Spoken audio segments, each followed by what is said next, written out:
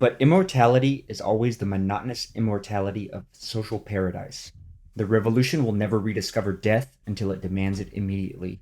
Its impasse is to be hooked on the end of political economy as a progressive expiry, whereas the demand for the end of political economy is posed right now in the demand for immediate life and death.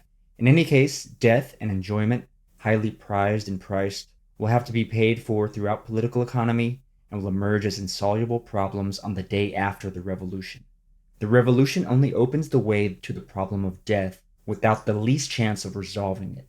In fact, there is no day after, only days for the administration of things. Death itself demands to be experienced immediately in total blindness and total ambivalence. But is it revolutionary? If political economy is the most rigorous attempt to put an end to death, it is clear that only death can put an end to political economy. The very roots of evil, of negativity and singularity, including the ultimate form of singularity, which is podcast, to the whole state of things, a pure violence without object anymore. This is the typical violence of information.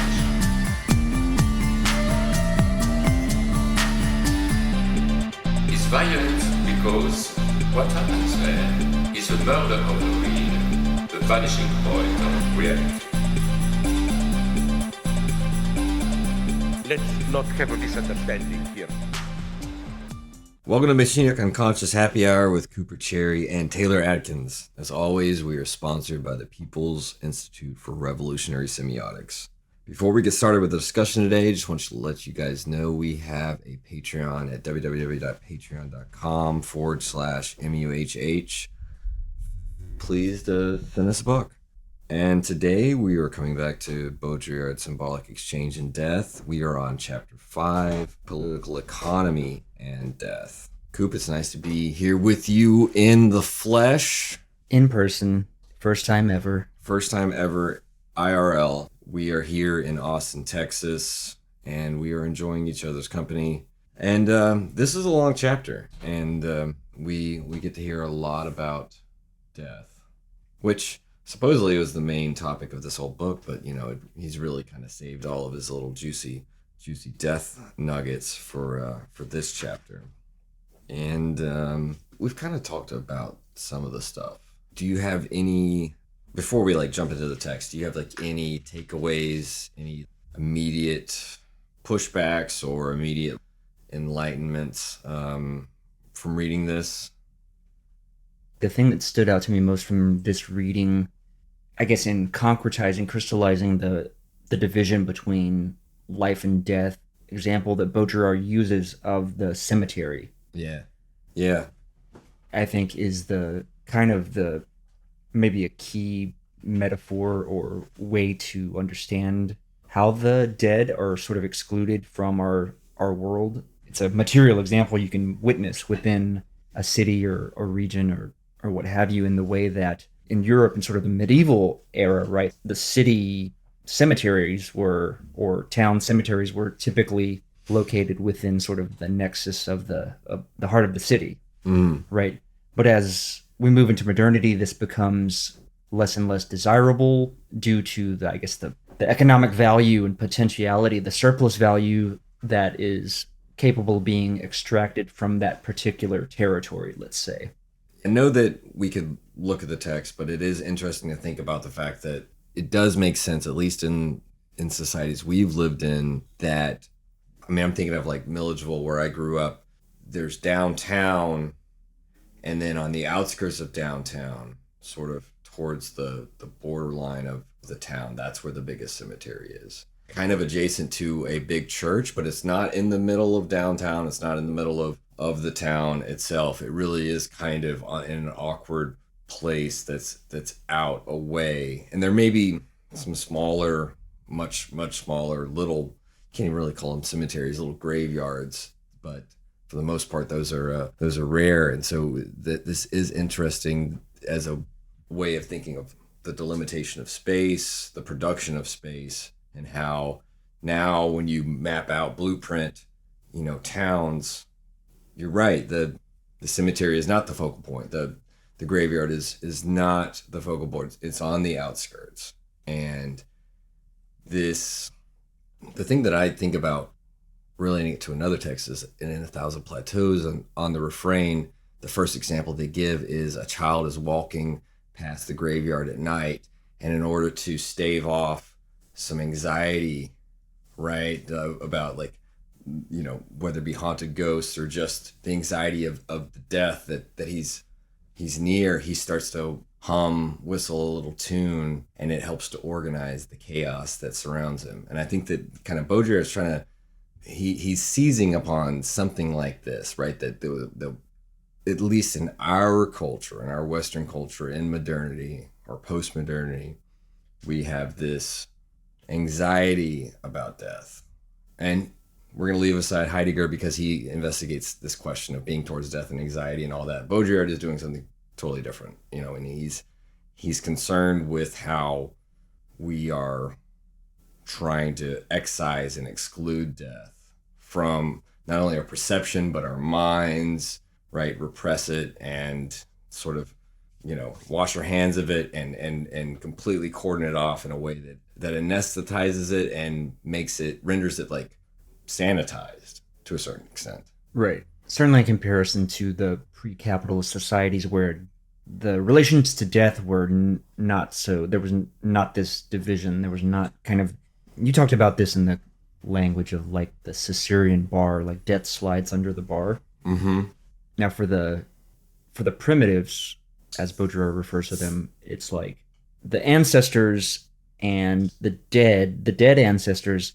I was talking about how this sort of aligns with inscription and writing being kind of like the way that Deleuze and Guattari articulate that. That's what comes first in opposition to, I think, what Baudrillard's focus has been the most is this idea that exchange is principle. Mm-hmm. But to me, there's a nice little tie-in here because of the way that this exclusion of the dead, even like I said, like I gave that great example of this physical space and way that's carried out through the machinery of capital in the city, let's say. I guess I should back up. I guess that doesn't really sort of dovetail into this notion, but you're anticipating though. you're thinking ahead to where we might end up. But go on. What I was thinking immediately is that I've had this idea for several episodes about how is there a necessity within society, within a social group, associates, however you want to articulate the social group, that there has to be an excluded other, right? That is sort of either binds together the society in a way, like it gives you a focus of negativity or a way to displace your own, I guess, negative feelings, or I don't know what you would call that exactly in a psychoanalytic sense. I mean, you've talked about it in terms of the scapegoat before. But in terms of like, what are they? So the scapegoat in this example would be, you articulated that the dead here are like the scapegoat par excellence, right, in our society currently. Yeah, I mean, the way I was trying to think about this, because you have gotten me for a few episodes now, thinking about the scapegoat, thinking about, inside groups and outside groups, and the way in which inside groups, even though those terms are kind of general and vague, but the way in which they're, as you said, there's a constitutive exclusion, right? There is it's kind of like the way we talked about with Leon Brenner, this notion of the drive, the notion of this, really of the creation of the unconscious through a constitutive exclusion, right? Through symbolic negativity. We can leave that out here because that's not quite relevant. But this question of scapegoat and the question of perhaps modernity, I don't want to equate it with capitalism because Baudrillard doesn't quite say this, but he makes it about our culture and modernity. He seems to imply that part of the rise of capitalism is I'm not going to use that word, it's contemporaneous with this move of more intensely excluding death and sliding it under the bar as that which is repressed. And the way that I kind of think about it is, well, he starts the chapter with a great quote from Foucault, which I'll just paraphrase here, but it's basically this. He's basically paraphrasing one of Foucault's earliest works, which is about the way in which the madman was dealt with, right? In the sort of the mid to late Middle Ages, this notion of excluding the madman. You know, I mean, Foucault obviously uses that great image of the ship of fools. You send off the insane and the mentally disabled or whatever on the ship, and perhaps they land at another shore and it's someone else's problem, right? That's kind of like the homeless now. Right? Yeah. They're the sort of, that's a really stark example of seeing, is it too banal to say that these individuals, these groups don't produce surplus value, so that's why they're sort of repressed and pushed out. We talked about this last night, you know, when I mentioned that, you know, near your house, there's the guy with the wheelchair that lives under that underpass, right? Or lives under the overpass. Right. And we started discussing this notion of the unhoused.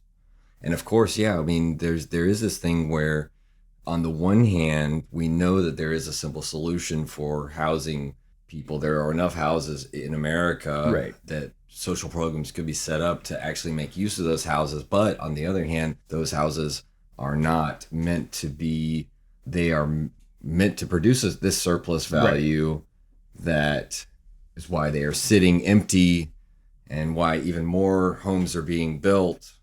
You know, we can talk about it in terms of a housing bubble. We've seen that over the past few years. We've seen the price of real estate and housing rise. So there is something here to it where in capitalist societies, it seems like whether it be the madman, which obviously relates to our other series on Anti-Oedipus and the question of the schizophrenic and schizophrenia in capitalism, or the unhoused, or the disabled, or the sick, right? Even just the, right, even because that's kind of what Baudrillard gets to, is even the sick person is excluded and is not able to enter into, even on a micro level, a collective exchange in which that their illness can be exercised, like in the, well, I guess you could say in both senses, but really I'm thinking in the sense of warding off and in the sense of exercising a demon, that the disease can be mediated through a collective, through a group, and allow it to take on a symbolic exchange, kind of like we discussed. So that's the Ndembu doctor. Yeah, we keep bringing it up, but chapter 3, right? The schizoanalysis in ACT, it looks like the practice of the Ndembu doctor, which is looked at by Turner. You know, where all the whole social group is involved in the curing of an individual. It's not something that one is kind of goes through by oneself, you know, and that, I think the implications of excluding death and then excluding all these other images of death, of perhaps death delayed, which would be sickness, which would be the unhoused, or penury, as he calls it, right? Like the state of being poor. And you could go on ad infinitum. All these different images of death have to be repressed, maybe in different layers and different levels, kind of like the layers of simulacra that he develops. And I'll throw it back to you, but the one thing that Lucretius talks about, that this reminds me very strongly of Lucretius. I didn't think of it until now, but it's this notion that the fear of death is because we fear that after we are dead, we will be in a state in which we are deprived of some joy, of some happiness, and of some wealth of some kind, right? We think of ourselves as poor, lost souls after death. And what Lucretius tries to say as a materialist, he's like, one can but die, one cannot be dead. Now, maybe Lucretius is making Baudrillard's point that we don't respect our ancestors, our dead ancestors, but Lucretius is trying to dissolve a false problem where we project this fear into the afterlife, where we will be like shades wandering hell and will be deprived of all the sunlight and joy and all these things, all the positivities that we think of life being imbued with. And Lucretius is like, you don't experience being dead. Like when you die, it's over. So don't be afraid.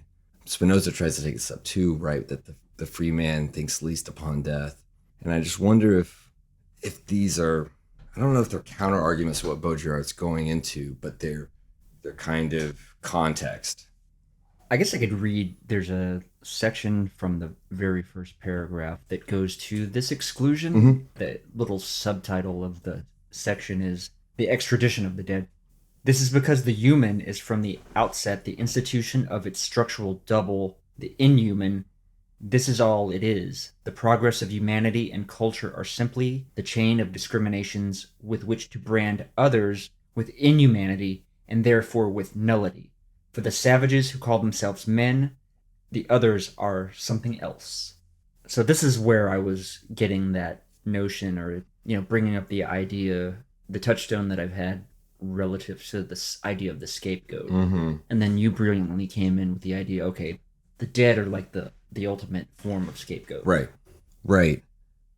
Just off the top of my head, I agree more with, even if Baudrillard pulls upon Freud to show through Freud perhaps the unconscious is our myth, our modern myth, I still believe that, I still dream of dead relatives. They still speak to me in my dreams. I don't discount that. I feel that is very real and very lived, especially since when I dream, the majority of the time when I dream vividly, they are lucid dreams.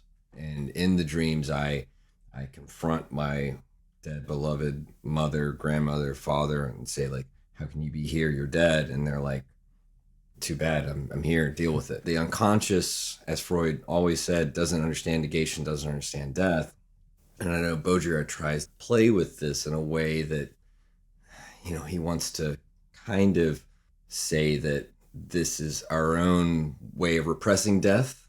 But at the same time, like, I'm not a very religious person. I've never, insofar as I consider myself atheistic, I think in my dreams, when I see my dead relatives and I speak to them, and it actually comforts me that they say they are present with me and I enjoy that time with them, I feel like that's my way of honoring my dead. So I wonder if because that's not even part of the equation for Baudrillard, is about like honoring the dead anymore. He almost seems like it's a foregone conclusion that's only a false movement for us, right? Because contrast to ancestor worship, perhaps, I think for him, he might say to me, well, that's your own individual way of dealing with family members that are dead. So that's your isolated plot, where he's really trying to say it needs to be a collective movement. It can't just be you dealing with your... Right, yeah. So I gave my... It has to be a group, sort of, in a very kind of Guattarian way. Not to speak for Baudrillard, but I'm trying to like play off myself and because I'm not like arguing that he's wrong. This is the struggles that I had reading the text. Interestingly, now that you bring that up, I don't recall ever dreaming about a dead relative ever, like in my life. I can't. I'm trying to think. I don't feel like that I can remember ever. Like a grandparent? Do you have I don't think I've ever dreamt of someone that I know that has passed away. Okay. But granted, I've not known that many people, honestly, that have died. So perhaps that's why. Yeah, I mean, it's, but back to I guess on the collective level, I mean, one of the things that as a sociologist that I wondered what he would say about would be like El Dia del Muerto, right? The Day of the Dead. That, because he does later. Yeah, no, that's a collective celebration that is akin to the kind of way that Guattari or Deleuze and Guattari talk about the Ndembu doctor, right? Mm-hmm. The sort of group schizoanalysis. Yeah. So there is a sort of, we talked about in our last Anti-Oedipus episode that capitalism doesn't or the territorial machine, the despotic machine doesn't overrule everything. It allows some things relative autonomy. Right. Some latent primitive codes. It's like it's not a universalizing force where everything it's distributed. There's different intensities. Yeah. Right. So I think that would probably just fall on its bringing in the notion of territory, right? There's Right. going to be some certain differences that are going to show up. It's interesting to think about because on the one hand, I could see Baudrillard saying like, okay, that's a good counterexample.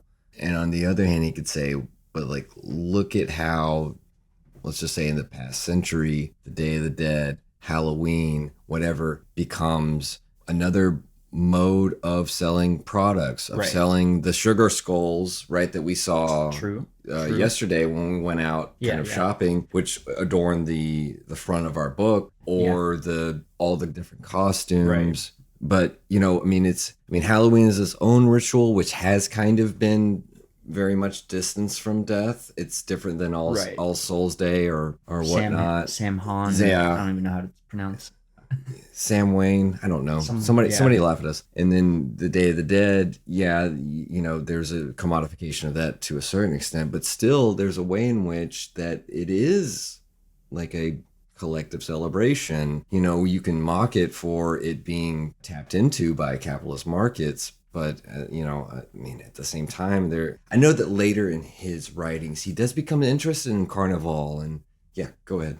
Well, I was just thinking about how they leave the gifts, right? They'll have the shrines to the relative, and they'll leave out cookies or different foods and things like that. So is that not a type of symbolic exchange with the dead, right? So I do think so. It's still sort of preserved in that way, in a sense, at least. It may not resurrect or fully enact symbolic exchange in the way that Baudrillard relays it, because for him it has to be this death that can't be reappropriated by political economy. Okay. And I wonder if he would still kind of mock us for trying to find these counter examples. But I do think they're important to put to the foreground very, at the start, to say that, hey, that, and I'm very certain that there are other examples we could draw upon, but those two being some of the most popular. Yeah, that's probably the best one I can think of.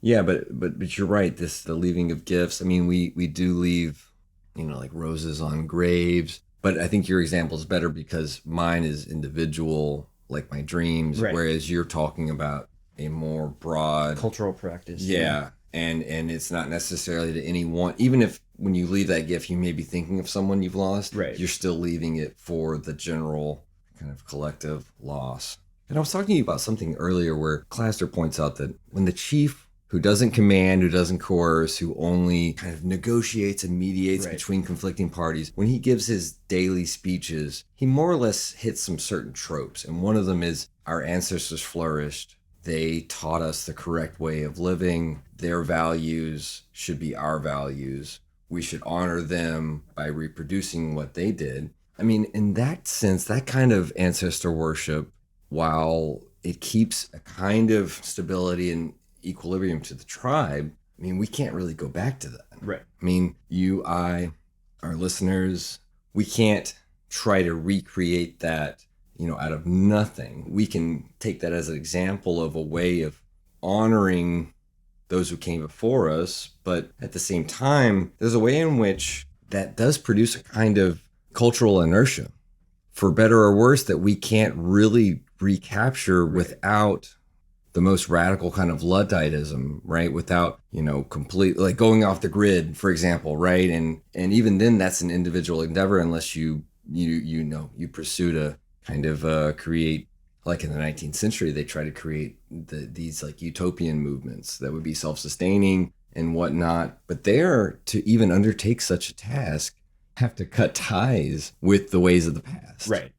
So I wonder about this perhaps undercurrent of reactionary politics when Baudrillard is focusing so hard on this notion of excluding death. He doesn't seem like a reactionary, and yet we've read, for his friends like Lyotard who have kind of called him out and taken him to task for just that very thing, and even more or less calling out his racism and his ethnocentrism, which is, something we've already discussed, but I guess that would be my thing, where it's like, he says there's no nostalgia, as we've always said, but I'm still not sure if I'm convinced. I still feel like he's getting me close to climaxing, but he still feels like he's been buttering me up, Right. Yeah. I wanted to go back to mentioning, I was kind of trying to articulate this a bit earlier with, opening the episode, discussing the marking of the body. And Mm-hmm. I, was telling you the idea that I had that this is the inscribing of the body, the writing on the body, marking, etc. The system of cruelty is a way to show or a way to take on debt, visit the body as ledger, and the debt being to the ancestors, to those that and the tribe. Yeah. Which for Simultaneously. Baudrillard would be for them. There's no distinction between Right. the living and the dead the way that we have. It's that. ambivalent in a Right, sense. right. Yeah, exactly. So I think that is a super interesting thing and kind of connects with the Day of the Dead and the way that food and gifts are left. There's a certain potlatch there because of, except there's no reciprocity exactly. Well, unless you're willing to go forth and say that it's fully there's a symbolic exchange. I think there is in the some way elements of way it. that there is in the sense of the pre-capitalists or primitives or whatever, however you want to articulate that group. There is some markings of the body. I mean, a lot of people, they even paint the kind of temporary tattoos of the skeleton. They dress up as skeletons, right? Yeah. That may not be the same as undergoing initiation with, as you said, the cruelty, with the marking, with the, with the stone cutting the body. But there's a sense in which through imitation, through kind of mimesis, through a kind of role play, one is taking on the finitude that we ourselves will die. Yeah. And I think that it may be minimal, or it may be, you can call it cosplay, you can call it, just dressing up to go have fun and as an excuse to like celebrate and feast. But isn't that really one of the mainstays of primitive society is having an excuse to celebrate and to feast and also to give back? I mean, I was also thinking about, when we watched with your roommate for the first time, Nick, when we watched Boys in the Hood for the first time, one of the last scenes we see at the end when he's pouring out the rest of his 40, he's honoring his dead brother. I mean, like we still have some remnants of these things that have become a part of different activities. But I think Baudrillard wants it to be thoroughgoing. Not just through even one cultural. He wants it to be the dominant yes. cultural form of exchange, and instead of commodity or whatever use. What is it? Law of value. Yeah, destroying the law. The of value. structural law of value. Structural law. Yeah, of value, right. I think that Baudrillard's intuition is that if it could cut through all societies. I'm not even talking about globalism or whatever, but I'm just talking about if it could cut through not just our individual psyches, but could infiltrate our social engagements, then somehow political economy and therefore capitalism itself would be challenged and would not be able to reciprocate. This is why he suggests that our immediate violent death, or even our dream, even the dream of our immediate violent death, is this unbearable threat to the system. Yes. And we've been saying counterexamples, but I think Baudrillard, he hasn't yet said it yet, but I think he's kind of implied that that's his goal. And it's sort of in the master-slave dialectic. I mean, it kind of has a logic in terms of the immediate death. It's this trading, it's the exchange of my immediate death or wagering my immediate death. Yeah. Basically getting installments. Death and on the installment plan would be through capital or the structural law of value. Right.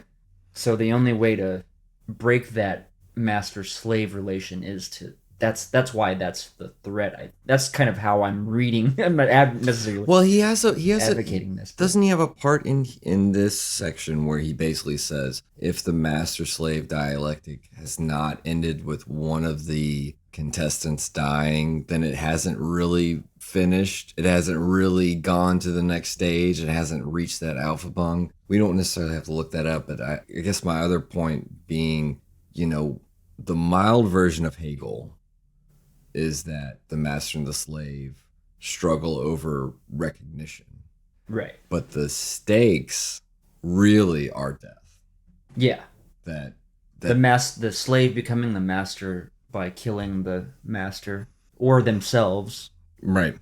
I mean, I think that's kind of Baudrillard's point is, who is it this is? I think it's Lacan who kind of says this, where this is on Caught with Sod, where it's, you know, you're mugged or you're held up, and it's like, you know, your freedom or your life.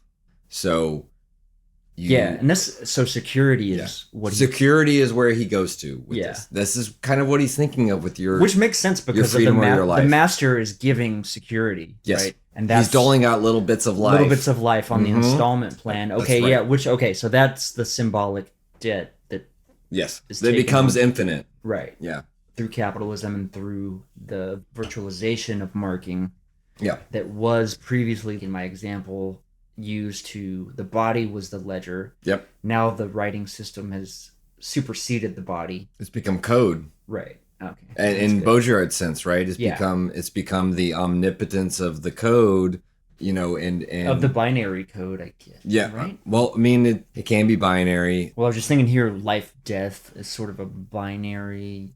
as long as as long as binary isn't ambivalent, right? The plus minus, it has to be discrete and equivalent in order for it to be that which Baudrillard is decrying and fighting against. But yes, I think that this notion that your freedom or your life, you give up your freedom and you've given up your livelihood, but you preserve your life. If you refuse to give your freedom, you've lost both. Right? That's kind of the double bind. Yeah. You know, if you refuse to If you're become the slave. Yeah. If you feared your own death, then you have become You've given up the value of life, but you Right. but you preserved life. you've enslaved yourself to death Mm-hmm. in that sense. Yeah, and in that first chapter, he Which I think he actually says something to that effect. yeah, in that first chapter, he kind of provocatively says that, you know, it's not that by being exploited, the workers are being doled out little bits of death. Like you said, the death and installment plan. It's actually he reverses it provocatively and says, like, we are given little bits of life at a time, and maybe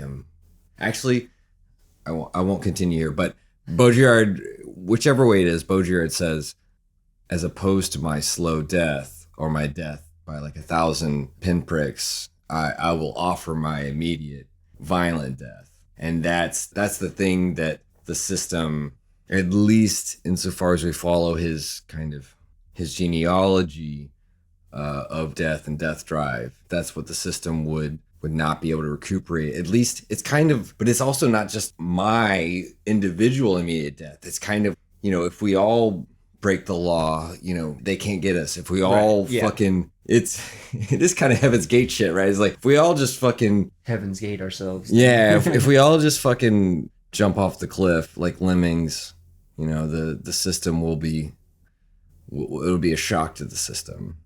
It's interesting in this way, kind of in the context of COVID, right? The people that aren't vaccinating. Yeah.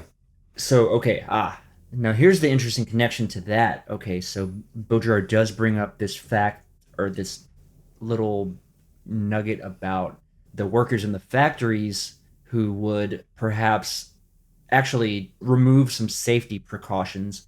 That's right. Just to have a measure of control over Right. their own This is good. lives. This is good. Yeah.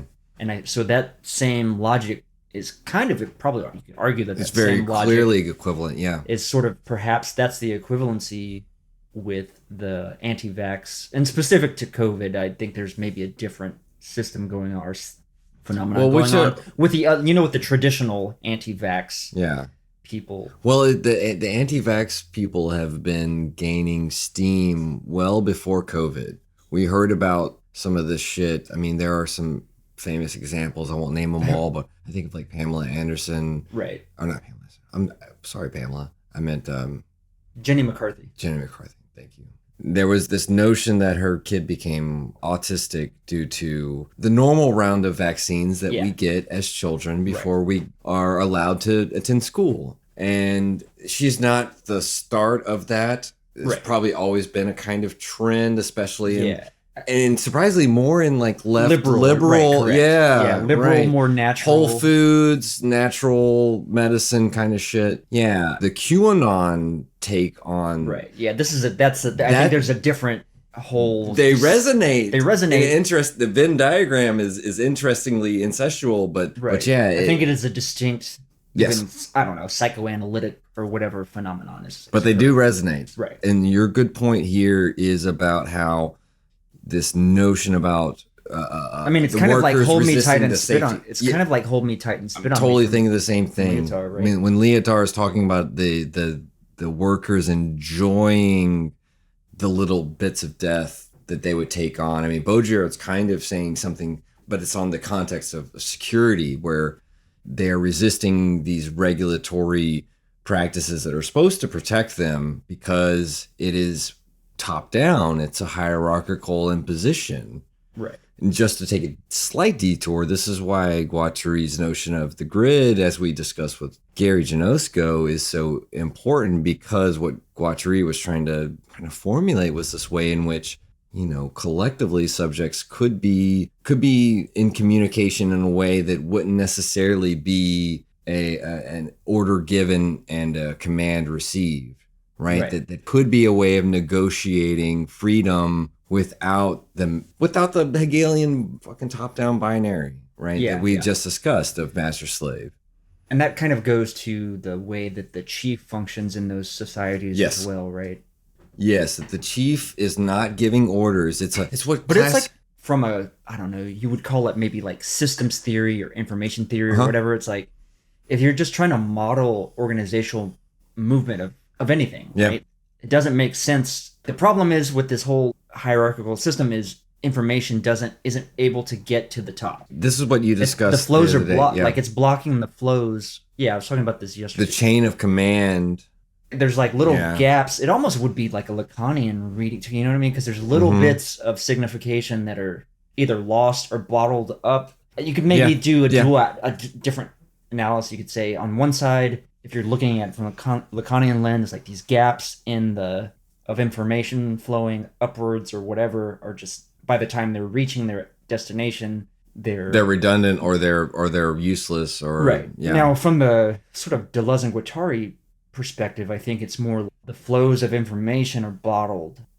They're blocked. They're cut off. By the tree structure, by the hierarchy. Right. Yeah. It's all kind of sort of like a traffic jam almost. Yeah, exactly. So just even like infrastructurally, it's not going to work. Right. I mean, this is why... Because of the way that information flows or... Right. These things kind of reciprocate. This is a good way to think about why they reject trees in the Thousand Plateaus and that first plateau on the rhizome. It's not necessarily about an abstract ontological question. You are trying to articulate this in the model of the flow of information.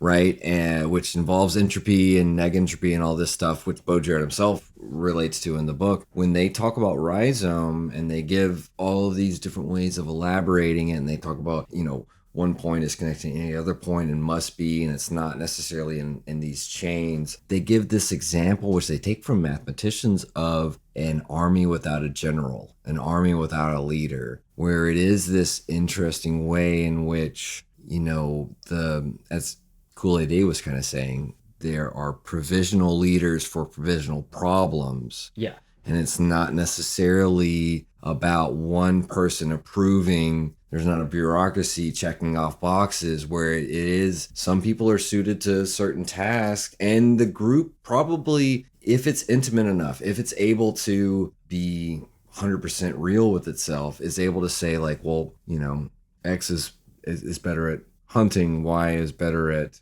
gathering, Z is better at building, you know, etc. This is kind of how Rousseau idealistically, he imagines the birth of consciousness, where before consciousness, kind of like in 2001 A Space Odyssey, we're all kind of, you know, gorillas, we're all kind of simians sitting around the fire, and we're sitting around the fountain, around the fire, and we're all singing in the night. And there's this one moment, bam, where we all look at each other and we recognize these differences, where somebody's singing better over here, somebody looks more imposing over there. And this is where kind of consciousness begins to sediment inequalities. Now, I don't know if I buy that myth. That's kind of a story we tell. Right. But I think that part of what Baudrillard is even saying here is when he talks about the unconscious or the drives as myth, and he quotes Freud saying like the drives are a myth, there are mythologies. His problem isn't, okay, they're myths so we can dismiss them. His problem is, okay, what if the problem with psychoanalysis for Baudrillard seems to be Freud knew these were myths. He said so in public lectures. And yet psychoanalysis represses that fact and stops doing what myths need to be done with, which is to be retold as stories that we tell each other, and they start being taken as objective facts.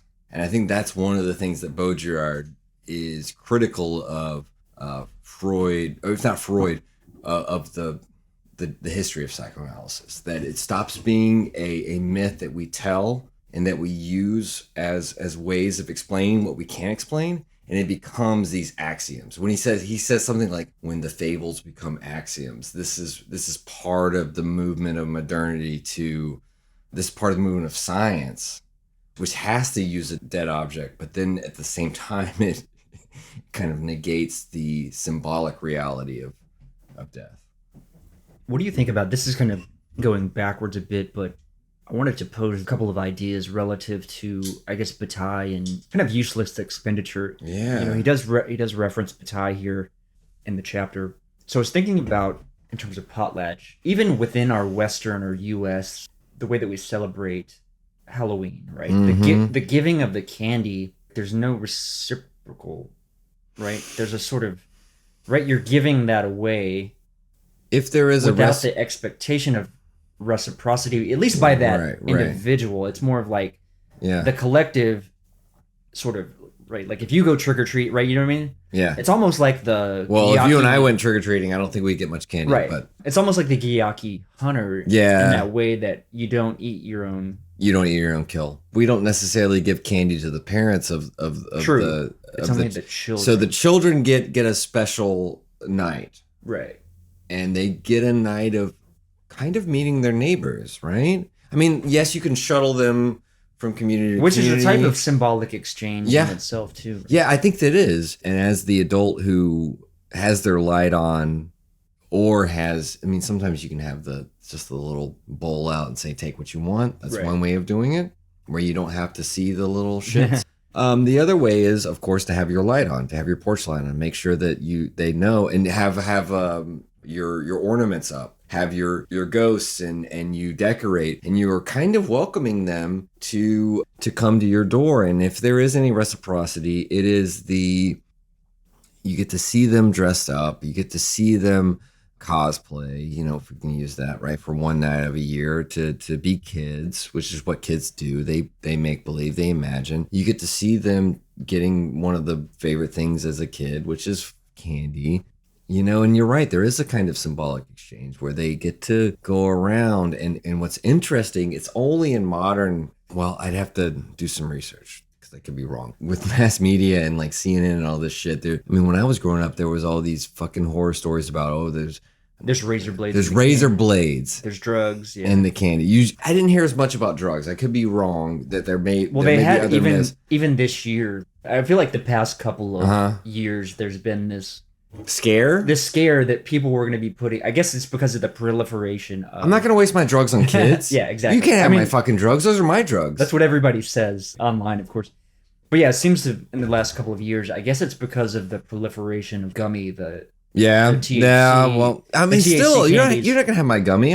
But you're right. The gummies can taste like, but you wouldn't give a single gummy, right? It would be in a little bag of gummies. It would be like little gummy bears, and I wouldn't waste my drugs on kids. And I think that would be kind of a fucked up thing to do. But the whole razor blade myth was what I heard about as a kid, and I think that that's one way of actually, to agree with Baudrillard, maybe. That's one way of trying to, that's the security, the helicopter parent who's hovering around and is, of course, trying to be the good parent and is projecting every possible scenario where their children are potentially victims. And there is this thing where you don't talk to strangers unless you're asking them for candy. And it's associated too with this notion of like if a stranger in a van, Right, offers you strangers with candy, candy, right? they're gonna fucking abduct you and human traffic you or rape you or whatever the fuck. I get how you can kind of move from a series of autonomies to the worst possible scenario, but I guess that's part of the modern discourse on security. It kind of proves Baudrillard right. It's kind of sad, but I never had any fucked up candy. I never got Same. high off candy. I never had razor blades and candy. And, you bite into a razor blade, you'll be fine. You'll heal up. Put a Band-Aid on your mouth. What do you think about this, too? I was also thinking about, this was a kind of problematizing this kind of battalion excess would be like we're talking about the unhoused. Yeah. And how the properties exist. Effectively, the number of vacant homes exceeds the number of homeless people by the numbers. Mm-hmm. Yeah. But yet those homes remain empty. Yeah. So there's a sort of excess to this. The question would be how many homes are held by the state, how many homes are held by corporations or private ownership. And it would probably be the majority are private. Right, correct. In our society, in America. And another thing is a lot of times it could be more expensive for them to sell or rent out a property than it is to leave it vacant. Are you thinking about use and wear and tear and just repairs, or what are you thinking when you say that? It can be more expensive for the owners to rent or sell? Yeah. Than to stay in the bubble and play the game. Yes. Kind of like Bitcoin or whatever, or any other stock. As a speculative asset. Okay. Right. Yeah. Perhaps. That might be the best way to, I don't know if that was exactly what I was thinking, but I don't know. Just think it was somewhat interesting in the way that, I don't know, it seems too easy to say like to bring this back around is to my logic in this example of the cemetery. And the way that the cemetery is moved, or like where that is placed geographically speaking, is okay. The value of this property is too high. There's too much potential for surplus value to be extracted by this property. We're no longer going to house our dead because they don't offer us any return on that property, return on our investment. So I guess maybe that is the difference: is the property itself can offer a return, and you said it can offer more return than someone occupying the property. Now, when you said we're no longer going to house our dead, did you mean we're no longer going to house our homeless, or did you mean that specifically we're no longer going to house our dead? Well, we won't have. Because also real estate for cemeteries and plots and whatever we've seen, depending on the area, but specifically think about like it is expensive. Yeah. Think about like New Orleans with a highly Catholic culture where I don't know if the Pope has changed this or whatever. I don't mean to speak for Catholics. If we're wrong, send us an email. This notion, if I follow it, that cremation is not standard in Catholic cultures. Yeah, I think you're right. And if you think about the fact that burial is mostly impossible in at least certain parts of New Orleans because of the sea level, that real estate above ground, even if it were below ground in other places that are highly densely populated and Catholic, like, Boston, where your roommate's from, and these other places. But still, even that's super expensive. And that is highly valued real estate. That's what I was thinking when Baudrillard, he has like one little quip about cremation and how that proves what he's saying about death. And I'm like, get the fuck out of here. Because honestly, I actually think it works against his argument, which is why he only brings it up momentarily, that cremation, to me, works against his argument because it's precisely the fact that we have stopped fetishizing our bodies as the vessel for which immortality is granted. And I think that totally short circuits. But that's interesting, though, because I do think I did like to go off that point about immortality and to the transition. And you had a great point. I don't remember exactly what this was, but it was about Baudrillard discusses the transition, and he uses, I think, ancient Egyptians as an example of the way that sort of basically the body without organs, or the socius, everything was moving to grant immortality to the group through the symbology of the pharaoh. Yeah, and some of the royalty. Which is kind of like wouldn't that be sort of a name of the father? I don't know. I guess it's different. That's exactly right. It's a collective. It's the despotic machine with the overcoating of the sovereign, of the emperor, of the pharaoh. And even, is it, or would it be, well... but it's not yet. It's perhaps promised in the future. But in terms of the body being the vessel for which, because they really did think, your physical body had to be preserved. Right. They hadn't yet idealized it and, Right. and interiorized Yeah. it. But insofar as the despotic machine and the sovereign or the despot is all the other bodies, all the other people are flowing through him. In a sense, if you preserve him, you mummify preserve, him perfectly. right. And the body That's of the culture. Yeah, the body of the organs thing with the mummified pharaoh is actually literal, right? Because they do take out the right. organs. And place them in the canopic jars, yeah. One of which is funny, right? They take out the brain because Yeah, they threw away the brain. the brain wasn't important for them. But Yeah. still, they had good intentions. Right. But it's still kind of a It is weird amusing. metaphor. Since we sort of fetishize the brain as Yeah. the locus of consciousness. Right? Yeah. But no, this is all very good. And you're right. I mean, like, That alone is, the implications of that, mhm. I think, are very interesting. So yeah, the body of the organs of the sovereign and the mummified, but there is a promise that by preserving your pharaohs, you are at the same time preserving the collective as a whole. Exactly. And that was kind of what I mainly Yes. wanted to go to, whereas what Christianity does Mhm. is takes this and reverses now. It privatizes it. Right. Yes, exactly. So now you become solely responsible for your own salvation Right. outside of any kind of collective. You have an interpersonal Right. relationship with Christ and salvation. What's interesting is one of the things that And I guess the afterlife. one of the things that the afterlife, which is the end goal. One of the things that he doesn't connect, if he wanted to talk more about the schism of Protestantism from Catholicism. With Catholicism, the church can excommunicate you and say you are not allowed the sacrament, you are not allowed a priest whom you need. Christian burial. Yeah. You're not allowed a Christian burial. You're not allowed to repent because you need a priest to be a mediator. You are ejected from the collective body. Now, the reason why it still exemplifies Baudrillard's point about individual salvation is the fact that you still are judged individually in the Catholic point. Right. But with Protestantism, they say, no, you don't need a church. Right. You don't need a priest as a mediator. You don't need these mediators. You have this, at least in the most radical forms of You have the word.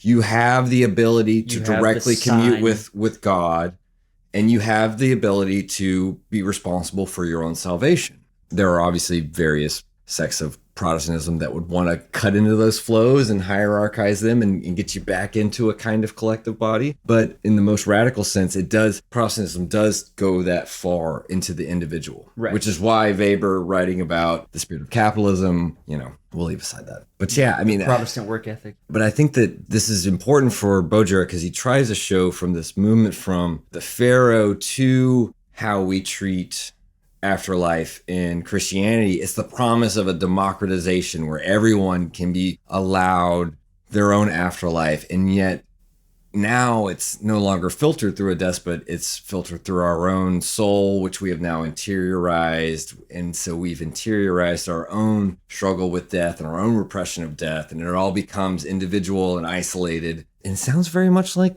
Anti-Oedipus, except here Baudrillard's talking about death. With Anti-Oedipus, they're talking about desire.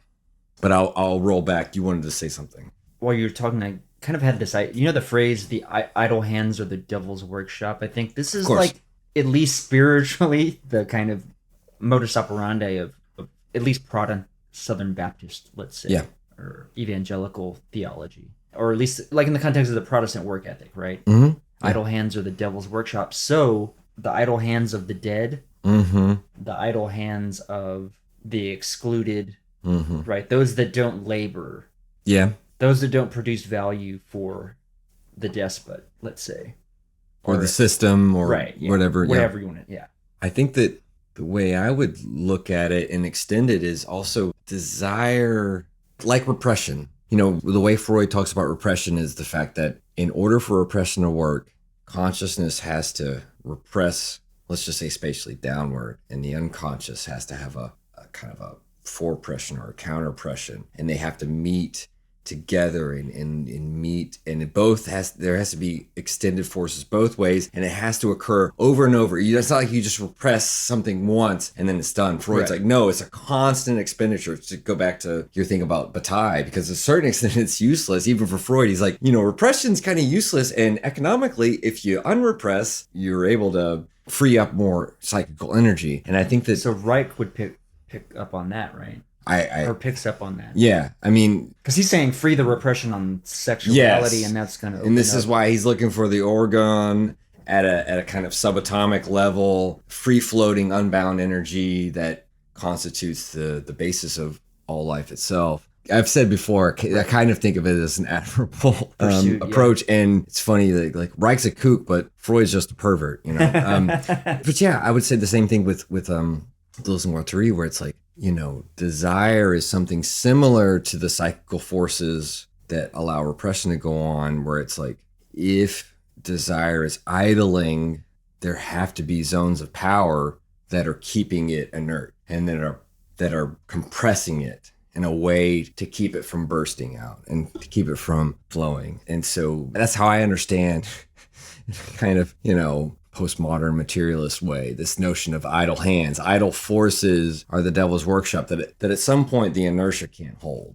Trying to keep active forces idle, they're going to find an outlet. Does that make sense? Yeah. So I'm going to go ahead and I'm going to read a couple of paragraphs relative to, this is about the exchange of death in the primitive order. Savages have no biological concept of death, or rather the biological fact that is death, birth, or disease, everything that comes from nature and that we accord the privilege of necessity and objectivity quite simply has no meaning for them. This is absolute disorder, since it cannot be symbolically exchanged, and what cannot be symbolically exchanged constitutes a mortal danger for the group. They are unreconciled, unexpiated, sorcerous and hostile forces that prowl around the soul and the body, that stalk the living and the dead, defunct cosmic energies that the group was unable to bring under control through exchange. We have desocialized death by overturning bioanthropological laws, by according it the immunity of science, and by making it autonomous as individual fatality. But the physical materiality of death, which paralyzes us through the objective credence we give it, does not stop the primitives. They have never naturalized death. And then there's actually, I'm going to go ahead and read a short section from the footnote. It's, for us, by contrast, everything which is symbolically exchanged constitutes a mortal danger for the dominant order. Do you think this has any resonance with what Deleuze and Guattari are trying to talk about relative to, I guess, warding off the state or warding off capitalism or warding off the flows that they cannot control? Because it kind of seems like that, even though he's not exactly using the same language, right? Yeah. When I read this chapter, there was a movie that I kept thinking of, and this might be silly, but there's a movie called SLC Punk, Salt Lake City Punk. Yeah. I've not seen it, but I know what you're talking about. Well, it's like Matthew Lillard's in it, right? Yeah, Matthew Lillard's in it. The idea being, what I was trying to think about, what Baudrillard was getting me to try to, I'm not going to say dialectize because he doesn't like that word either. The postmodern Frenchies don't really, after World War II, Hegel isn't really in favor. It's this notion where the interplay, the interaction is not between death and life, which is what he's making it out to be, but between chaos and order. And I'm wondering if... Which would sort of map onto, I mean, this is being very general, but like life drive, death drive. Yeah. Sort of.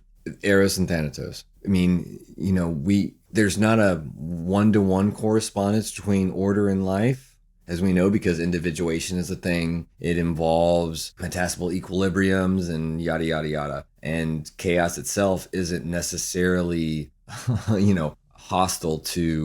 isn't necessarily death. Right. Either. But it does seem that if we think about it in terms of Deleuze and Guattari, in terms of the different machines, at least leaving out the axiomatic of capitalism for the moment, the notion of primitive inscription and then despotic overcoding, and they both fear decoded flows. What for them would be their death would be the chaos of decoded flows. The chaos of a flow that would resist their coding or that would slip under their coding. They say something like better that all the organs be crushed than any flow to escape the overcoding of the despot, or what the coding process of the territorial socius fears most is sort of the onslaught of decoded flows. And this is why capitalism haunts them as their negative. And I'm wondering if what Baudrillard is displacing from chaos and order to life and death is the modern mode of science, biology, technology, and psychology. And so I'm wondering if what the primitives, what these ancient societies, these classless societies, these societies against the state, whatever, what they are also warding off, if they're not warding off death, as Baudrillard is saying, because he's saying, no, they have a perfectly coherent way of symbolically exchanging with death and the dead. Is it not what they are warding off in order for there to be a possibility of consistency itself in the coding process is chaos, is a form of chaos that would threaten them? And that the chaos that threatens them is the axiomatic of decoded flows, whereby all flows can become abstractly equivalent through the abstract flows of money. And that's why they have to cordon off the merchant. They have to cordon off the blacksmith with their own technological flows, which is why metallurgy becomes very important in 1,000 Plateaus. But leaving that aside, I mean, I think that's what perhaps ties in and undergirds, and in fact is a subtext for what Baudrillard is trying to describe when he says we move from this moment where symbolic exchange allows for science to retain a certain ambivalence to the abstract general equivalence that we have today because of capitalistic flows of money, etc. And that's the dialectic at the heart of SLC punk, is this kind of, even if it's done in this psychedelic way of this dialectic between chaos and order, as you know, that's a kind of conversation that can go on endlessly. It's like, well, of course, the order of life is not like order and life are not equivalent, but life needs a certain chaos, a certain metastable equilibrium from which to be able to individuate and from which to draw upon potentials from the unindividuated pre-individual milieu. That gets us kind of outside of the field of what Baudrillard is describing for us. And so that's what I kept coming back to, where it's like when he keeps talking about death, I'm wondering, like, isn't he also kind of talking about the virtual, as Deleuze talks about? Isn't he also kind of drawing upon these notions of potentiality inherent in chaos, in Guattari's chaosophy? That's kind of the springboard off his text. That was the repressed of Baudrillard's text that I was indicating, that I was feeling. Doesn't necessarily render moot everything he said, but those are just my kind of general reactions. I have another quote. The unconscious is social in the sense that it is made up of all that could not be exchanged, socially or symbolically. And so it is with death, it is exchanged in any case, and at best, it will be exchanged in accordance with the social ritual, as with the primitives. At worst, it will be redeemed by an individual labor of mourning. The unconscious is subject in its entirety to the distortion of the death of a symbolic process, exchange, ritual, into an economic process, redemption, labor, debt, individual. This entails a considerable difference in enjoyment. We trade with our dead a kind of melancholy, while the primitives live with their dead under the auspices of the ritual and the feast. So the prior passage was talking about symbolic and exchange, right? And this is saying the unconscious is social in the sense it is made up of all that could not be exchanged socially or symbolically. Right. As a footnote to what you just said, there's a quote on 153 where he says, "The symbolic is neither a concept, an agency, a category, nor a structure, but an act of exchange in a social relation which puts an end to the real, which resolves the real and at the same time puts an end to the opposition between the real and the imaginary." Oh yeah, and that's a good quote. And without relying upon Lacan, obviously, who is someone he's, if not arguing with, then readjusting. This notion of the symbolic puts an end between the conflict the opposition between the real and the imaginary. I'm wondering about if this is not the root of why he had a distaste for the Matrix, because the Matrix tries to show how the real and the imaginary are actually the means through which one puts it into the symbolic or renders the symbolic coherent. Insofar as the ones and zeros on the screen, it requires this unprecedented emergence of the one in order to render the symbolic movement of the numbers to be moot. The one as in Neo. Yeah. Okay, gotcha. Just wanted to clarify rather than No, just within the movie, because he's called the one, but Neo is right, an anagram. is an anagram. Yeah, right. And what I mean by that is that his point is actually the opposite, right? That the symbolic is what puts it into the conflict between the real and the imaginary. And he does kind of admit later in interviews that maybe the symbolic's not the right term for it, right? He might have given up on the polemic or the disagreement with Lacan because, it's kind of arbitrary. His notion of symbolic exchange seems to be the key to not falling further into what he's diagnosing modern culture with, which is this endless play of simulacra, that the real and the imaginary become thrust to one side. If you think about it, this is what Leclerc was accusing Deleuze and Guattari of doing. They were trying to, for him, put the symbolic on one side and the real and imaginary on the other. And I think that's actually more accurate for what Baudrillard is trying to do. Because for Deleuze and Guattari, they're trying to cordon off the imaginary and the symbolic as means of structuring Oedipus, and the real is what is desiring production, right? Is the unity of social production and desiring production, or however other many formulas they have for it. So I am not certain if I agree either with his definition of what the symbolic is supposed to be doing, but if I read him charitably, and I would just say that he is looking for a way of describing collective bonds, collective resonances, what Simondon might call transindividuation, something that he feels we have lost. And if there's no nostalgia and we can only kind of turn our back to the past and move forward, or if we only turn back to the past to learn from it and try to change course direction, there is still no positive program for what to do to reinstate the symbolic. But with the caveat of saying he's showing us what happened, or trying, because he says he's trying to provide a genealogy in a certain sense of, he's trying to kind of say how do we fuck things up so much? Which is why I think he does feel so negative or nihilistic. But he's, if he doesn't provide yet, because we'll see in the last chapter, if he does, a positive program for reinstalling the symbolic, he is trying to say what we did to derail it. Does that make sense? Yeah. Like a cautionary tale. Right. Yeah, I think so. I have a passage too. This might actually help a bit. Because they were effectively ignorant of this law and the structure of repression and the unconscious which it entails, we were able to say that primitive societies were psychotic societies. Of course, this is our fierce way of abandoning them to their gentle madness, if not to see, as begins to happen in the psychoanalytic West itself, whether psychosis might not conceal a more radical meaning, a more radical symbolicity than we have ever glimpsed under the sign of psychoanalysis. Yes, these societies have access to the symbolic. No, they do not gain access to the symbolic by means of the intercession of an immutable law, the image of which is sketched in the social order itself, the father, the chief, the signifier, and power.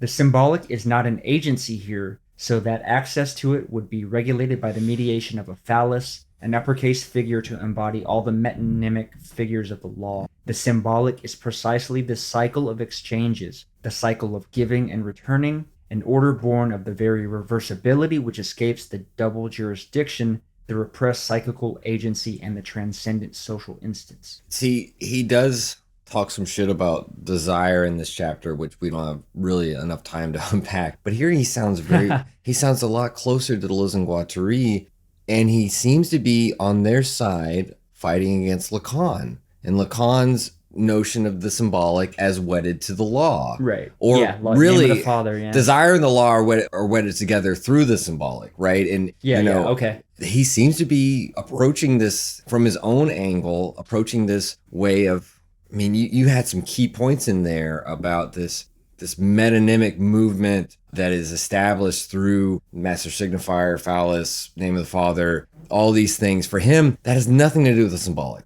That's our way of, well, for Deleuze and Guattari, that's the despotic way of erecting the symbolic, right? Of welding desire and the law together. And But Baudrillard is also trying to kind of formulate this attack on Lacan without, using this ethnographic, ethnological framework and trying to say that, no, it's not about the big other with an O. It's not about culture writ large, whether it have a lack or not, that what Lacan is kind of scaffolding over with his notion of the symbolic is precisely the collective, the circularity of the collective exchanges, which is something that he seems to be himself repressing or foreclosing or just forgetting, in a Heideggerian sense of forgetting being. And I think that Baudrillard is trying to say with Deleuze and Guattari that he's trying to kind of outline a schizoanalysis.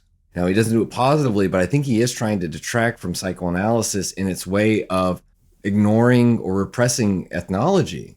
So there's very vibrant resonances with the passages you just read to that whole endeavor in chapter 3 of Anti-Oedipus of doing this, because they do their own genealogy. They're doing this genealogy of social machines and its relation to desire. Okay. And Baudrillard's trying to look at a genealogy of death in the contradistinctions of modern culture, our culture, versus how death has evolved throughout the history that we know of. Does that make sense? Yeah. Was there another point in the, because that was a really beautiful passage. Was there any other points you want to, or any other threads you want to list it out of that? I don't think I got everything. Let me read you the real quick. Well, this is on top of my head. Yeah. I thought the footnote for this was great. Footnote number 14 for reference. Okay, go ahead. Because the social itself does not exist in primitive societies, the term primitive has been eliminated today, but we must also eliminate the equally ethnocentric term society. So we, in fact, do not live in a society. Well, or so if, and Lyotard pushed him on this, there are no primitive societies, as we've discussed many times in our reading of Libidinal Economy. Deleuze and Guattari used the term savage and primitive because that was current in ethnographic sociological descriptions. Here he's kind of saying like, well, if we've gotten to this point where primitive has become a problematic term, and I think it is. I mean, you could look at Claster in Society Against the State when he is targeting a word like archaic and trying to unpack it and deconstruct it and say like, archaic, if it means society without the history, that's not true. Right. If it means a subsistence society and that's a negative definition, that's also not true, because they create their own surpluses, but they're not surpluses that are about accumulation for its own sake. Then if we give up primitive, we also have to give up society and social. That phrase primitive society would be a double negation, would be doubly empty. Yeah. And so I think here we can kind of see that he probably must have seen what Lyotard wrote or heard about it. Because this does seem to be a direct things like, well, okay, you take away primitive from me, I take away, then I see how society also becomes hollow. This becomes interesting because then that puts another form of pressure on Deleuze and Guattari when they say the word socius.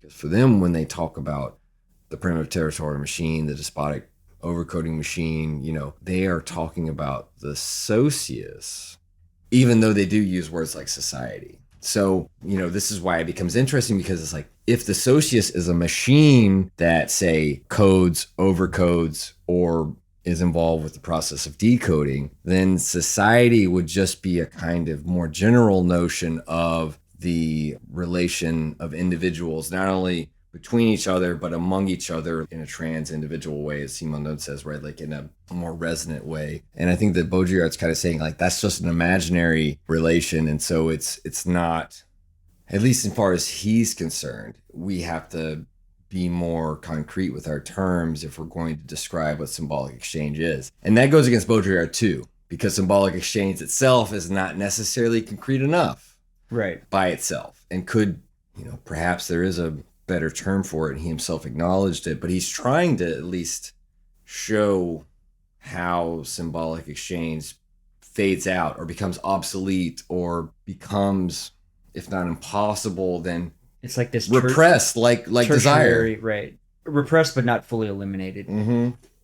Yeah, It's sort of been overcoded in its own fashion, perhaps you would say. Like, that would maybe be the way to describe the Halloween candy situation, Yeah. right? Because it does involve, it's sort of a useless expenditure, but it's also, right, the purchasing of the candy, except I think, if you're looking at, I think the amount of money spent per holiday, I think Halloween comes in second to Christmas. That's interesting. You have to think about the expense of not only the candy, relatively cheap, but costuming. And I think it feels like... And decorations. Right, true. Mm-hmm. It feels like costuming, particularly for adults, has become more become more acceptable. Right. This reminds me of some of the discourses, and I've heard it from stand-up comedians too, about Valentine's Day being a horrible holiday. Right, It's not, I mean, holiday in the general sense of the fact that on the one hand, it sort of boosts Hallmark sales and candy sales and rose sales, restaurants, and it circumscribes romance for one day of the year or one of the few days of the year, right, where it's allowed to be effusive with those erotic emotions. But on the other hand, it also serves to really alienate even further. I don't even know that's the good word for it. Let's not use alienate in this Marxist sense. Estrange, depress, immiserate single individuals or make them feel guilty for not having someone with whom to exchange romantic gestures. And as kids, we were more or less kind of like everyone gets a participation trophy. We were more or less, everyone gets a candygram, everyone gets, a little card with some candy on it, and that kind of, let's just say, utopia or idealism, very quickly as we age, we wean off of that and realize, it's supposed to be. See, this is where the discourse about the participation trophies I've always thought was kind of bullshit, because all it does is sort of, it's still the floor, you know what I mean? Yeah. It's still the floor. It's like, I don't give a fuck about a participation trophy. I also don't give a fuck about the fact that everyone got the participation trophy, or the fact that everyone gets that's not what you play for. Everyone else's Valentine's Day card. Yeah. Sort of misses the whole, I don't know. Yeah. I agree with that. I totally agree with that. Individual, at least, component of that. But I don't know. You know what I mean? That's kind of like within, I think, the capitalist subjectivity, right? Because participation trophy or being against it, as you and I know, because we competed as athletes and we've been successful in our earlier age. We're not talking about fucking professional. We played to win. Right. And the trophies we earned are not participation trophies. You can tell what they are. I've gotten them before in my very youngest years. And those are tokens. Those aren't really even trophies. So this discourse about, they're coddled because they get a participation trophy. It's like, no, that's just a hyper individualist way of looking at it, because even though you and I competed, we also competed on teams. And that's the important thing, right? When you win as a team, you get trophies. Sure, there might be like MVP and stuff, but when you win as a team and you succeed as a team and you win your division or whatever it is, that's not something you did alone. You contributed, but they don't even have to be MVPs. You know that you did your best. And I think that's all that participation trophies dole out, and it doesn't diminish. It actually kind of enhances to a certain extent, when you actually get like a legit trophy. Right. So you can kind of look at it with glass half full, glass half empty. But I think that if you're against participation trophies and think of that as a kind of coddling, I think that is a kind of projection of the fact that you think people win in isolation, and they don't. And that actually shows that you didn't have the makings of a varsity athlete. But going back to this passage, so for me, the key phrase or that I wanted to dig into was really the last sentence, and I'll Okay, I'll yeah, reread reread it it. for you. The symbolic is precisely the cycle of exchanges, the cycle of giving and returning, an order born of the very reversibility which escapes the double jurisdiction, the repressed psychical agency, and the transcendent social instance. Read it one more time. The symbolic is precisely this cycle of exchanges, the cycle of giving and returning, an order born of the very reversibility which escapes the double jurisdiction, the repressed psychical agency, and the transcendent social instant. I think I can try to talk about this just very quickly in Deleuze and Guattari terms, just to translate it. In chapter 2, they go a long way trying to understand, and they still are thinking of it in chapter 3, and they'll still talk about it in chapter 4. They're trying to understand how it is that social repression and psychical repression can collude and can reinforce one another. And their main point is that social repression would have no hold on the individual psyche without these big entities like the ego, like the family, like the global persons, right? That if symbolic exchange in its cycle of reversibility, Yeah.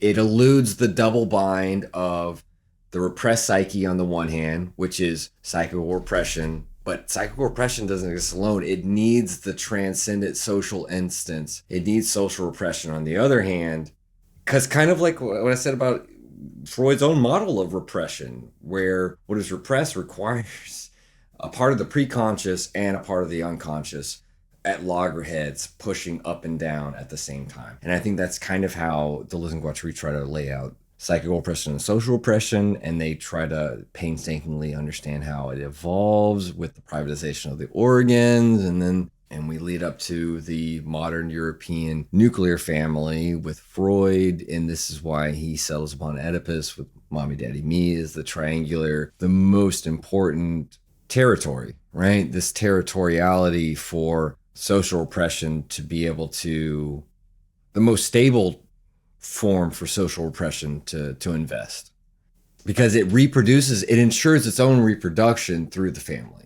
Does that make sense? Yeah, absolutely. Yeah. Social reproduction. And I think that what Baudrillard is trying to say, symbolic exchange would be that which eludes, that escapes, that unties the double bind, eludes that. And this is why I think when he says symbolic exchange, he's fucking talking about desiring production. Desiring production in its molecular aspects, in its aspects of, well, we could say in its liberatory aspects, which he makes fun of in terms of the liberation of desire. He's talking about he's talking about the non-paralogistic uses of the syntheses. He's talking about, the inclusive disjunctions. He's talking about the non-segregative conjunctions. I don't want to try to reduce Baudrillard to Right. D and G, but I think that it took me a second to think they're not so incompatible.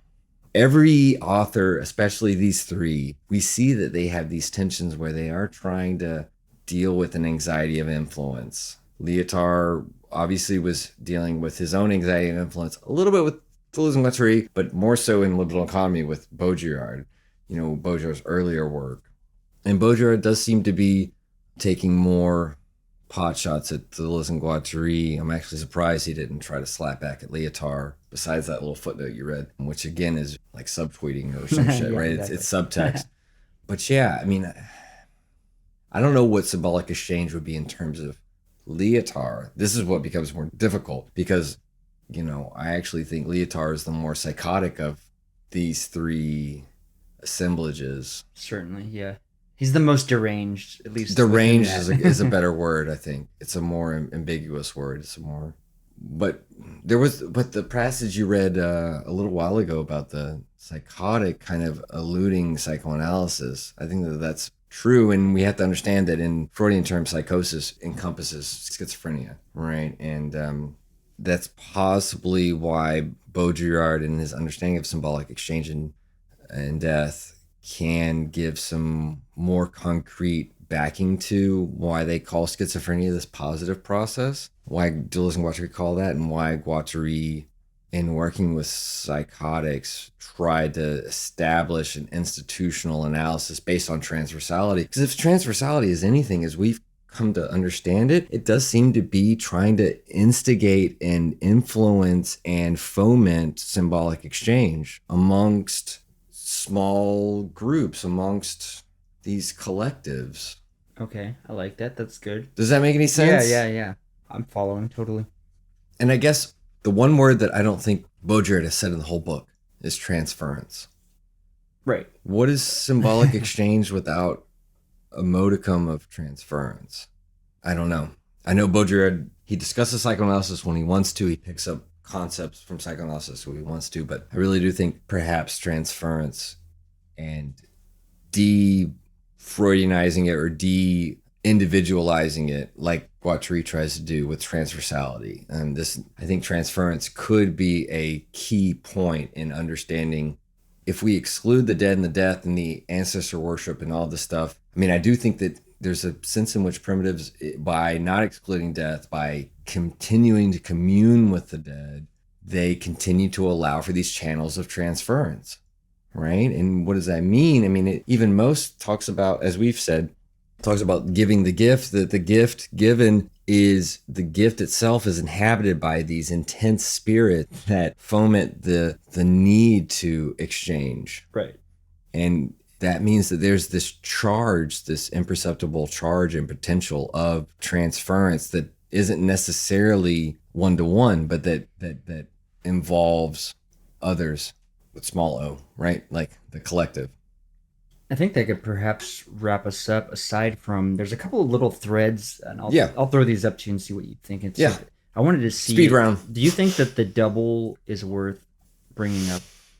He tries to make this thing where, I don't know if it does. Where the double for the primitive is treated as worthy of inclusion, whereas for modern man, the double, the shadow, is excluded, but then it comes back like a return of the repressed, right? And invests evil with a capital E. I think that the double, the way he works it out, is another way of him using, as he always does, the primitive as the positive example versus the modern as the negative example. And it's the primitive who has an inclusive disjunction. The modern has the exclusive disjunction. So I see it kind of as in a D&G way. He puts it in his own words, but he's, what's next? What else do you have? Well, there's this interesting passage I want to read and see what you think. Profit may be an effect of capital, but it is never the fundamental law of the social order. Its fundamental law is the progressive control of life and death. Its objective is equally, therefore, to snatch death away from the radical difference in order to submit it to the law of equivalence. And the naivete of humanist thought, liberal or revolutionary, consists in not seeing that in its rejection of death is necessarily the same as that of the system. That is the rejection of something that escapes the law of value. It is only in this sense that death is an evil, but humanist thought turns it into an absolute evil, and it is from this point that it becomes enmeshed in the worst contradictions. Is this the section on the death penalty? Yeah, it is the death penalty section. Awesome. So profit may be an effect of capital, but is never the fundamental law of the social order. Its fundamental law is the progressive control of life and death. Okay, so profit's fundamental law is the progressive control of life and death. Well, no, it's profit may be an effect, but it is not the fundamental law of the social order. So the social order's fundamental law is the progressive control of life and death. Do you think that's ambiguous or not? That the it refers to... I think you might be right, that the social order's fundamental law is the progressive control of life and death. Well, no, it could be either, though, because it could still be, it's saying profit is not the fundamental law of the social order. Right. So its fundamental law, does that mean... I took it as social order. I can lean towards that, but you can kind of see the ambiguity. Right. Okay. So its fundamental, I'll take your reading. Its fundamental law, the social order's fundamental law is the progressive control of life and death. I think that makes more sense than profit controlling. Yeah, exactly. Its objective is equally, therefore, to snatch death away from radical difference in order to submit it to the law of equivalence. And the naivety of humanist thought, liberal or revolutionary, consists in not seeing that its rejection of death is necessarily the same as that of the system, that is, the rejection of something that escapes the law of value. It is only in this sense that death is an evil, because it is rejected as escaping the law of value. Is that so? Humanist thought rejects death. The capitalist system rejects death. They both do it because death escapes the law of value. And this is what turns death into an evil. But humanists and thought, so in that death yeah, can't provide us with a value anymore. It Yeah, can't provide us with a surplus. Is that kind of what it's... death is not of value. Death is not valuable. Death also, it's not just valuable, it's senseless. Like, you know what I'm saying? Like, it's meaningless. Right. And this is why we have it's an exclusion. It's ghettoized. Yeah. Right. Right.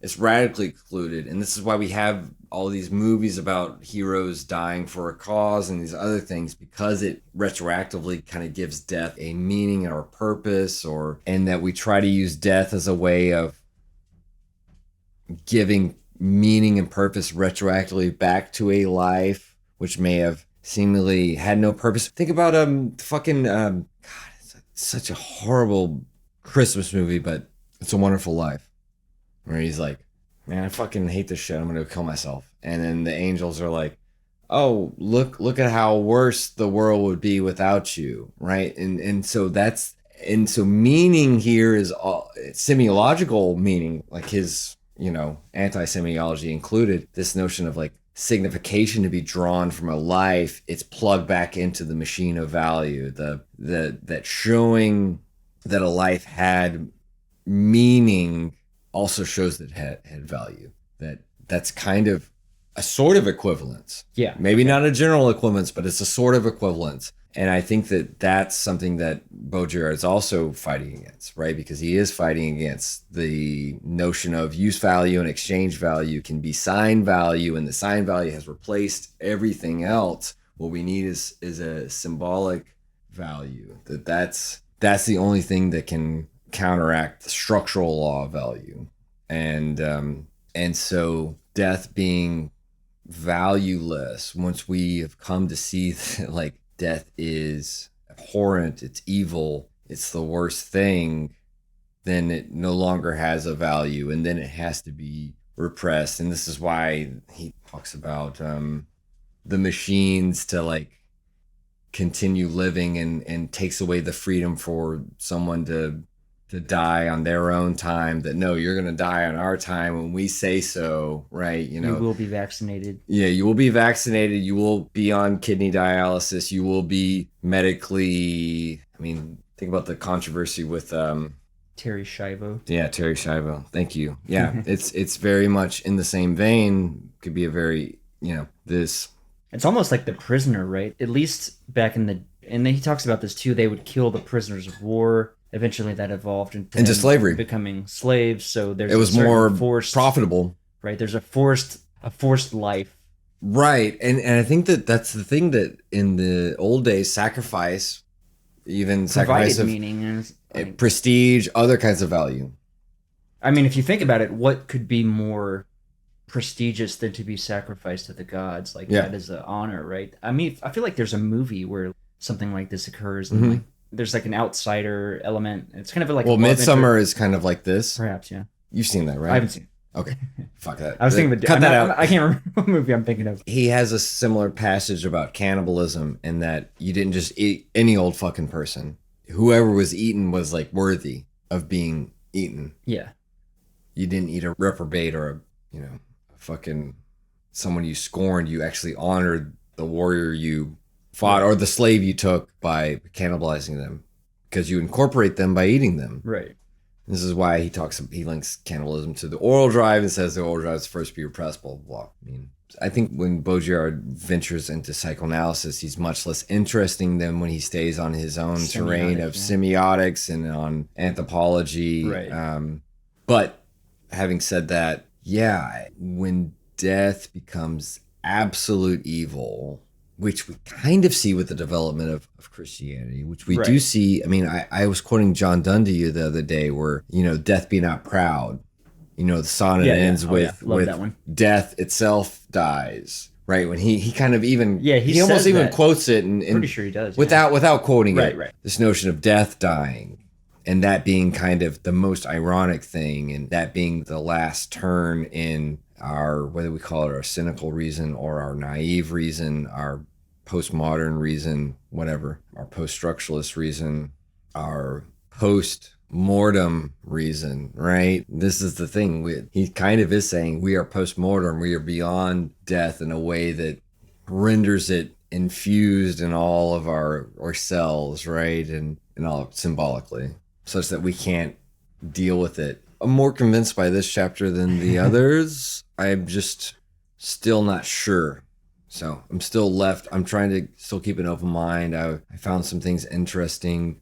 Something along those lines I thought was interesting was he talks about in the primitive societies that years can be accumulation of years, so that the elderly have a certain wealth measured experience in years, right? Or prestige that is obviously different in the way that we treat our elderly people by Yeah.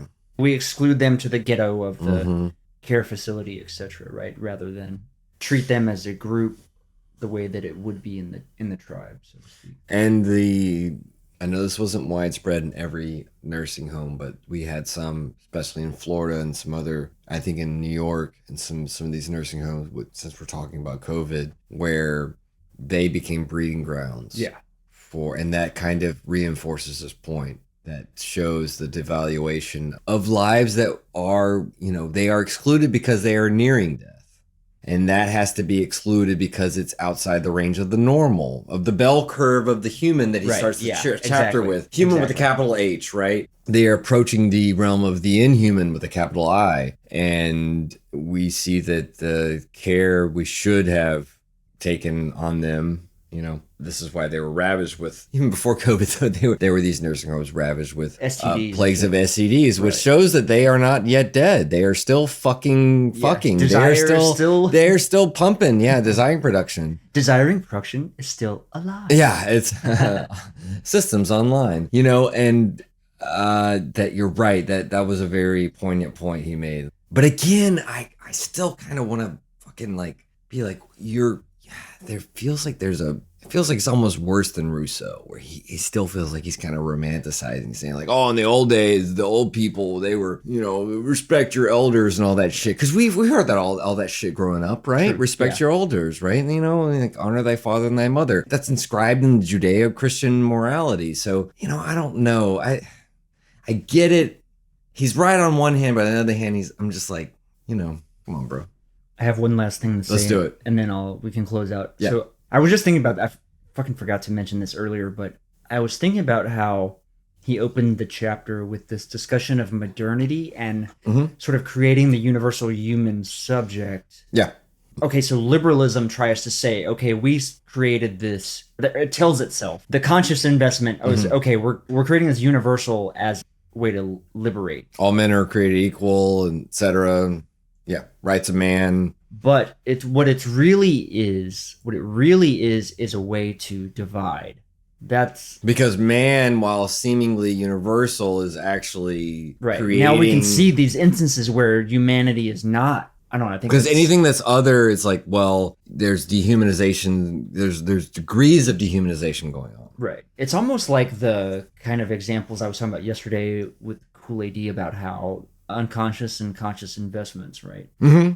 Because it's conscious kind of like interest, unconscious investment. Yeah. Right. The unconscious investment is division or exclusion, otherization, reactionary, ghettoization. Yeah. While still professing this, this is universal. You know what I mean? All men, like you said. Well, it's very, but that's a good example of the, I'm not gonna say woke, but the performative virtue. Right. Where you're saying the things. It's not that about you what think it means. Others want you to to hear from you. It's true. Yeah, it's not about what it means. It's about what it does, right? Yeah, exactly. Yeah, you're right. It's that's. It's not about what it signifies. Yeah, I think that's very. It's about its effects. That's very true. I mean, this notion that because Classer points out that if you take each society in the way that they celebrate their own culture, then yes, you can say every society is ethnocentric. But that's a truism. That really ethnocentrism, in the sense that it takes on actual meaning, is when we enter the very domain and realm that Baudrillard's laying out, which is that with the rise of the Enlightenment and reason and this the would be discourses Foucault of too, universality. right? Yeah. Oh, totally. Yeah, Foucault. totally. To a certain extent, I mean, Foucault's doing a whole genealogy of, I'm not gonna say humanity in like a molar sense, but like, you know, the genealogy of the conceptual identity of through modernity, man, right? You know, and then this is definitely where Foucault, this is why he bookends this chapter with Foucault on both sides. You know, he first starts with, oh, death is excluded just like the madman was excluded in the asylum, as Foucault says, and then he ends the chapter with saying, oh, death is what made modern medicine possible, as Foucault says, and this is why the excluded is the sick man who, you know, is excluded because we fear. It almost seems like he's saying we exclude the sick man because we fear symbolic exchange more than we fear death itself. He kind of seems to be gesturing towards saying the latter more than the former, that it's an alibi to repress death. The alibi is the fact that we were actually repressing symbolic exchange because we want capitalism to function based on general equivalence. We want the libertarian homilies about equality, blah, blah, blah, to sleep better at night and not to face the realities. Yeah, that's right. I mean, it's only, it's to reinforce the censor, which, as we know, only in dreams does it start to let its guard down. So maybe we end there. Yeah, in our dreams. In our dreams. A dream to some, a nightmare to others. That will wrap up this week's edition of the Machinic Unconscious Happy Hour with Cooper Cherry and Taylor Atkins. Peace. Signing The off. very roots of evil, of negativity and singularity, including the ultimate form of singularity, which is unconscious. The whole state of things, the pure violence without object anymore. This is the typical violence of information.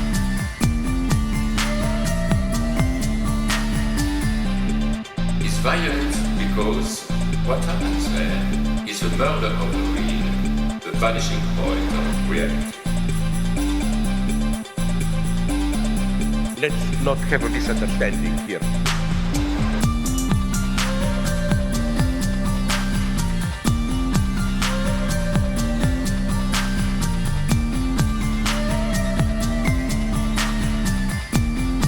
What I meant is the following.